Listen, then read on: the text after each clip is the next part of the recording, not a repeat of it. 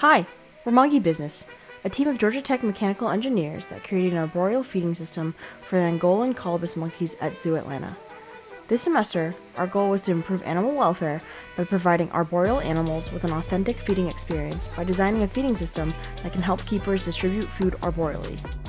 This simply means that we take food that can only be easily distributed here and put it up here, so that the monkeys can reach it. Wild colobus monkeys spend most of their day high up in the trees, eating leaves and other plant materials. For non-wild colobus monkeys, feeding has proven to be difficult as food can only be distributed on the ground. By providing a method for delivering food as high as 30 feet in the air, the keepers can now offer colobus monkeys better access to food at their favorite locations in the habitat. Arboreal feeding also encourages natural foraging behavior, keeping the monkeys active and engaged, which is important for their physical and mental well-being.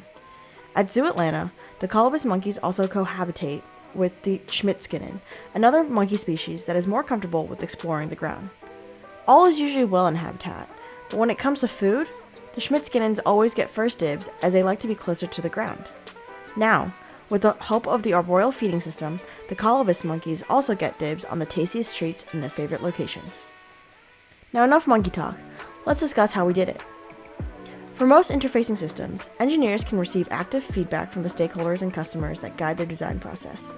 Our first challenge was, how do you get feedback from a monkey? With an immediate communication barrier, Monkey Business had to rely on the expertise of Zoo Atlanta to create design specifications that satisfied both the keepers and the monkeys.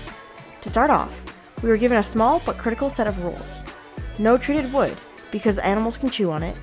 No exposed free rope, because the animals like to wrap themselves in it. And no rustable materials, as that is a safety hazard for everyone. From this, Monkey Business built a set criteria which then was grouped into 4 pillars of design: safety, practicality, durability, and modularity.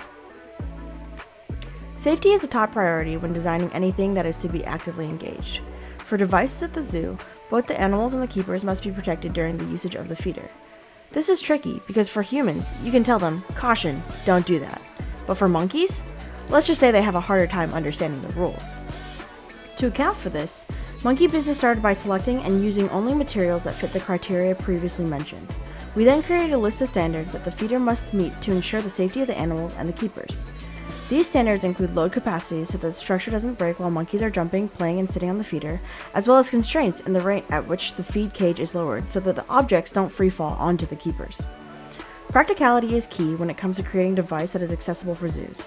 The feeder must be cheap so that the zoo can afford to build multiple devices in an enclosure, quick and easy to build because time is money, and an easy installation increases desirability, and easy to use so that the inclusion of an additional device does not interfere with current keeper daily routines.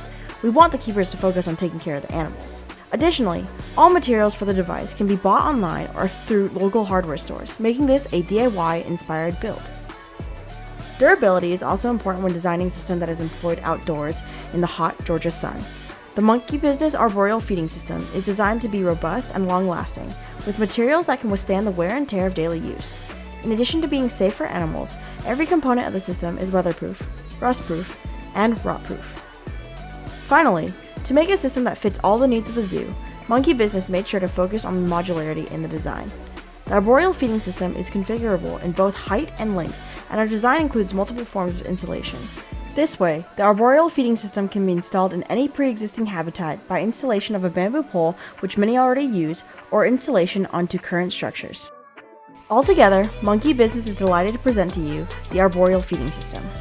This system is composed of 2 subsets, the support system and the lifting system. The support system holds the load of the monkeys and food throughout the day, with a vertical load capacity of 181 pounds and horizontal load capacity of 37 pounds.